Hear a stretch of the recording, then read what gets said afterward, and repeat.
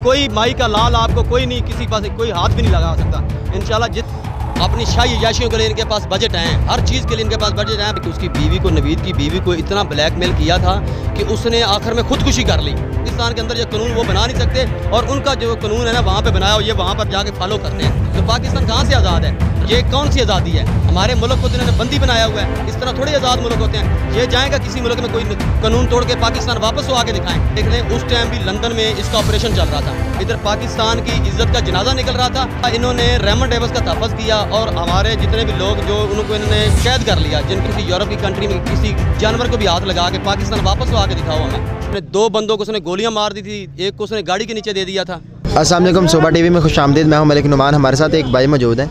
ये 5 माह से जो है ना पीटीआई के जलसों में भी शिरकत कर रहे हैं, ये धरने में भी शिरकत की इन्होंने। उसके अलावा पुलिस शेलिंग का भी इन्होंने जो है ना सामना किया, पुलिस की शेलिंग का भी इन्होंने जो है भरपूर मुकाबला भी किया और सामना भी किया। लेकिन फिर भी ये जो है ना सामने नहीं आए, ये ओपन नहीं हुए। आइए हम इनसे जानते हैं कि क्या ऐसी वजह है कि ये इतने अरसे से पानियाँ दे रहे हैं। जी अस्सलाम वालेकुम। वालेकुम अस्सलाम। क्या नाम आपका? जी तारिक अली। तारिक अली। तारिक भाई, आप मुझे ये बताइए कि आपको इतना अरसा हो गया यहाँ पर, सारा कुछ किया, उन्हें कुर्बानियाँ भी दी, क्या वजह, क्यों यहाँ पर आए, पे रुके हुए? मुझे तकरीबन ये जब से इमरान खान साहब को वज़ीरादार बाद में गोलियां लगी हैं, तो उधर से जब से ये इस ज़मान पार्क में आए हुए हैं, मैं तब से यहाँ पर मौजूद हूँ। और हमने माशाल्लाह ये खान साहब की हिफाजत के लिए यहाँ पर मौजूद हैं, और यह मोहब्बत है उनकी। ये जो इतनी आवाम आई हुई है सारी खान साहब से मोहब्बत करती है, तो इसलिए ये यहाँ पर मौजूद हैं। तो मैं तकरीबन यहाँ पर 5 महीने से आ रहा हूँ। ज़िले शाह हमारा भाई था जो इन्होंने शहीद कर दिया उसको। तो ये इधर जो इमरान खान साहब के ऊपर जो पुलिस वालों ने जो हमला किया था, या इधर उन्होंने कहा जी यहाँ पर दहशत गर्द हैं, जो राना सनाउल्लाह साहब कहते हैं, तो मैं इनको कहना चाहता हूँ कि आप यहाँ पर आके देखें सही, क्या यहाँ पर कौन से दहशत गर्द हैं? कौन सी आज़ादी लेना चाह रहे हैं आप? मतलब हमारा मुल्क जो है 14 अगस्त 1947 को आज़ाद हो गया था। कायदे आज़म ने हमारा मुल्क जो है आज़ाद करवा दिया था। आप किस आज़ादी की बात करते हैं यहाँ पर आके? नहीं, हमारा मुल्क आज़ाद नहीं है ना। हमारे मुल्क में अंदर कोई रूल ऑफ कानून नहीं है। बिल्कुल हम जिस तरह ये आज़ाद मुल्क के अंदर कैदी रह रहे होते हैं ना, हम कैदियों के मानदंड। किसने कहा है कि हम आज़ाद हैं? आपको किसने कहा है कि हम आज़ाद हैं? बिल्कुल भी नहीं आज़ाद हैं हम। आपको रेमंड डेविस वाले वकूए का पता है, जो मजंग के अंदर किया था? अच्छा। उसने 2 बंदों को उसने गोलियां मार दी थी, एक को उसने गाड़ी के नीचे दे दिया था। किसने? रेमंड डेविस का आपको नहीं पता? मुझे तो इसके बारे में। आज़ाद मुल्कों में इस तरह थोड़ा ही होता है। आप जाके कहीं जाओ किसी यूरोप की कंट्री में, किसी जानवर को भी हाथ लगा के पाकिस्तान वापस वो आके दिखाओ हमें।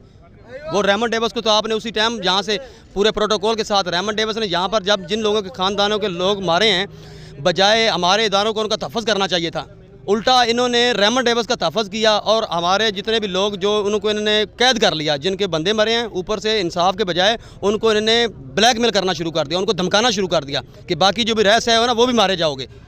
तो इसलिए उनको नवाज शरीफ जो भगोड़ा अभी बाहर बैठा हुआ, जो 50 रुपये के स्टाम्प पेपर पे बाहर गया है, ये देख लें, उस टाइम भी लंदन में इसका ऑपरेशन चल रहा था। इधर पाकिस्तान की इज्जत का जनाजा निकल रहा था, ये लंदन में उसका ऑपरेशन चल रहा था। और जो शहबाज शरीफ रेमंड डेविस के यहाँ से जाने से 1 दिन पहले उसकी अजियत के लिए वहाँ निकल गया। तो ये कौन सी आज़ादी है? हमारे मुल्क को तो इन्होंने बंदी बनाया हुआ है। इस तरह थोड़े आज़ाद मुल्क होते हैं। ये जाएगा किसी मुल्क में कोई कानून तोड़ के पाकिस्तान वापस वो आके दिखाएं, इनको लग पता जाएगा। ये बाहर जाके यही लोग, ये पाकिस्तान के अंदर ये कानून वो बना नहीं सकते, और उनका जो कानून है ना वहाँ पे बनाया हो, ये वहाँ पर जाके फॉलो करते हैं। तो पाकिस्तान कहाँ से आज़ाद है? रेमंड डेविस को इन्होंने 2 महीने के अंदर अंदर उसकी जो भी उसके अंदर ये किरदार अदा कर सकते हैं, जितने भी इदारे जो हमें ये नगमे सुनाते हैं, या जो भी इस तरह के पाकिस्तान के जो कहते हैं हम जी बहुत ताकतवर हैं, या एक आज़ाद मुल्क है, मैं नहीं समझता कि ये आज़ाद मुल्क है। मैं तो कभी भी इसको नहीं तस्लीम करता ये एक आज़ाद मुल्क है। अच्छा, मारा किसको था रेमंड डेविस? रेमंड डेविस ने यहाँ पर 2-3 लोगों को मारा था। एक वो नवीद लड़का है जिसको उसने गोलियां मारी थी। तो ये हिसाब लगा ले कि उसकी बीवी को, नवीद की बीवी को इतना ब्लैकमेल किया था कि उसने आखिर में खुदकुशी कर ली, कि वो इनके ब्लैक मेलिंग के आगे उसने हार नहीं मानी, उसने अल्लाह को जान दे दी। उसने कहा कि मैं आप लोगों के साथ सौदेबाजी नहीं कर सकती, नवीद का सौदेबाजी नहीं। हालांकि पाकिस्तान के इदारों को, इस्टेब्लिशमेंट को, या जितने भी ताकतवर अदारे हैं या अदालतें हैं जो भी हैं, क्योंकि ये इनके हाथ में ताकत है ना पाकिस्तान की। उस टाइम सदर आसिफ अली जरदारी था, जो पंजाब का CM था वो शहबाज शरीफ था। तो उस टाइम इनकी इज्जत, ये कौन सी आज़ादी दिलवाना चाहते हैं? 70 साल से तो इन्होंने लूट खसूट पाकिस्तान में मचाई हुई है। इन्हीं की वजह से ये जो आज लोग दर बदर हो रहे हैं आटे की वजह से, ये इनका पीछे किरदार कौन है? ये जिधर भी देखेंगे, जिसको भी पूछेंगे, उनको सबको पता है कि इनका किरदार है, ये लूटने में लगे हुए हैं। यहाँ पर ये हिसाब लगा लें, इतनी गुर्बत है। कराची के अंदर एक बंदे ने ज़कात देनी थी, राशन, ज़कात के लिए राशन वो तकसीम करना था गरीबों में, तो इतनी गुर्बत है कि वो दरवाज़ा खुला तो 11 बंदे वहाँ पर मर गए। ये जो आटा तकसीम करने के, जो फ्री जो आटा दे रहा था शहबाज शरीफ, ये तो इनकी ड्रामेबाजी है ना। ये ड्रामेबाजी, ये 648 रुपये में दे रहा था 8 किलो का थैला, वो इसने 1200 का कर दिया है और कह रहा है कि मैं जी आवाम को फ्री आटा दे रहा हूँ। ये इंशाल्लाह इसको मोहसिन नकवी साहब को भी इसका हिसाब किताब देना पड़ेगा। ये हुकूमत सदा नहीं रहने वाली, ये तो इंशाल्लाह खान साहब की हुकूमत इंशाल्लाह आगे रहेगी। ये आपके लीडरों की तरह खान साहब भगोड़ा नहीं है जिनके पीछे, जिनके इशारों पर मोहसिन नकवी साहब तुम लग गए हो ना।